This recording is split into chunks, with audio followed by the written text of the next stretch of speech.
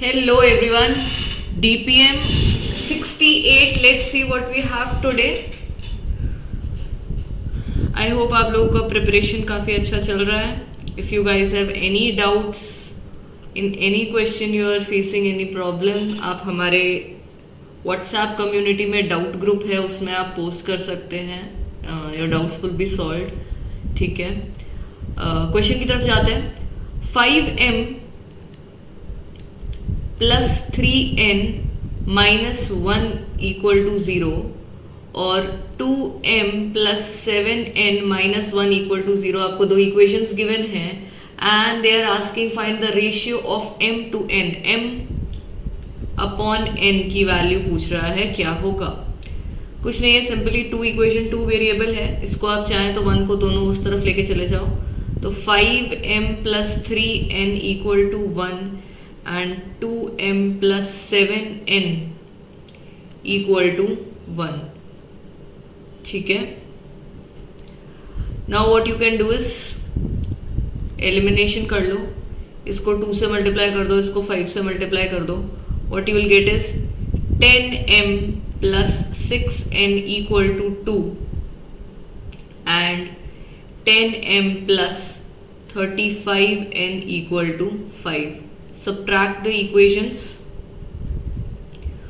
ये कैंसिल हो जाएगा, ये हो जाएगा 29n इक्वल टू माइनस का 29 equal to minus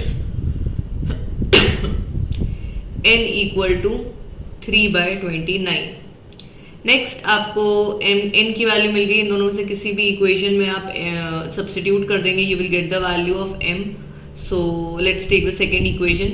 So 2m equal to 1 minus 7n. n is what? 3/29. ठीक है. So m equal to 1 minus 21/29 upon 2.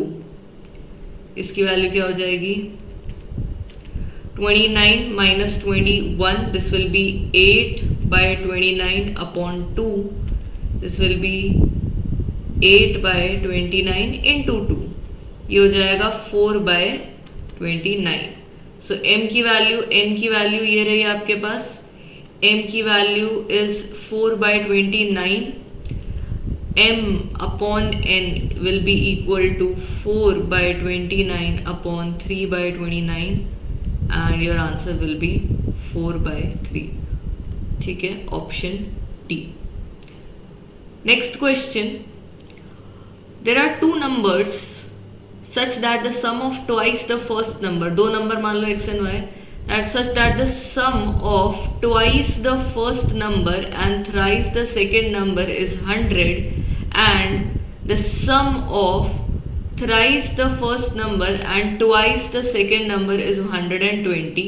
Which is the larger number? Again इसको एलिमिनेट कर लेते हैं. इसको 3 से मल्टीप्लाई करो, इसको 2 से मल्टीप्लाई करो.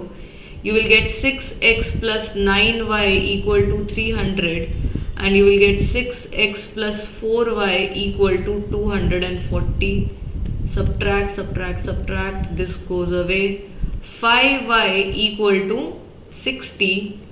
y is equal to 12. Okay. Substitute कर दो. 2x equal to 100, first equation use कर रही हूं मैं, minus 3, y is 12, x is equal to 100 minus 36/2. So the value of x will be 64/2 which is 32. So larger number obviously बात है 32 है. So your answer will be option A. Next question functions का है. Let f of x be a function satisfying f of x, f of y is equal to f of xy and they have given f of 2 equal to 4. What they are asking is f of 1/2. Okay. f of 1/2 निकालना है. हम क्या करेंगे? f of x को मान लेंगे 1 और y को मान लेंगे 2. ठीक है. So f of 1 into f of 2 is equal to f of 1 into 2 xy. ठीक है.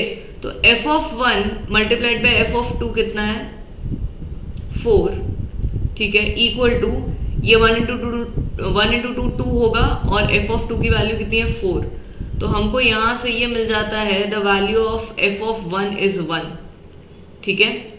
अब क्या करोगे, तुमको एफ ऑफ हाफ चाहिए, राइट। एक x को अज्यूम कर लो 2 और y को अज्यूम कर लो हाफ। क्यों मैंने ऐसा किया, क्योंकि RHS पे एफ ऑफ एक्स वाई है, ठीक है, और अगर मैं 2 और हाफ को मल्टीप्लाई करूंगी तो I will get F of 1, और एफ ऑफ 1 की वैल्यू हमने अभी कैलकुलेट करी है, और एफ ऑफ 2 तो हमको पता ही है। So what I will do, I will substitute by the value of 2 x and y as 2 and half respectively in R this function relation. So f of 2, f of half is equal to f of 2 multiplied by 1 by 2. This in turn is 1.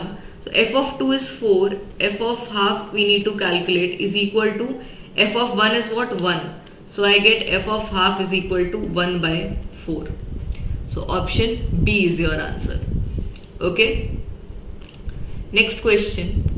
The age of father और सन की बात चल रही है, तो I have father and son, present age is X Y मान लेते हैं, they are talking about 5 years ago, so this will be x minus 5 and y minus 5. The age of father 5 years ago was 5 times the age of his son, ठीक है। So 5 years ago x minus 5 was 5 times y minus 5. So this is x minus 5 is equals to 5y minus 25. This is your first equation. At present the father's age is 3 times that of his son. So present की बात करें तो x is 3 times of y. So x की value substitute कर दो direct, x minus 5 is equals to 5 times of, अच्छा x की जगह पे सब्स्टिट्यूट करेंगे तो ये हो जाएगा 3y minus 5 is equals to 5y minus 25, ठीक है। So this is minus 5 plus 25 is equal to 5y minus 3y, 20 is equals to 2y, y equal to 10. So I get the present age of the son as 10, so the present age of father that they are asking will be 3 times of his son's present age, which is 30 years. So your answer will be option B. Moving on, next question. The sum of 3 consecutive even numbers is 14 less than 1/4 of 176. Okay. Let the 3 consecutive numbers be x, x plus 2 and x plus 4. What is the middle number? So they are asking us the value of x plus 2. What they are saying is, इनका सम कर दो, x plus 2 plus x plus 4, ये जो है is 14 less than 1/4 of 176. इसको solve कर लेते हैं, 4s are 16 and again 4s are 16. 3x plus 6 is equals to 30, 3x is equals to 24, x equal to 8 मिल गया आपको। आपको पूछ रहा है the middle number which is x plus 2, which is what 10. So your answer will be option B, 10. Okay, so that's it for today's DPM, guys. See you tomorrow.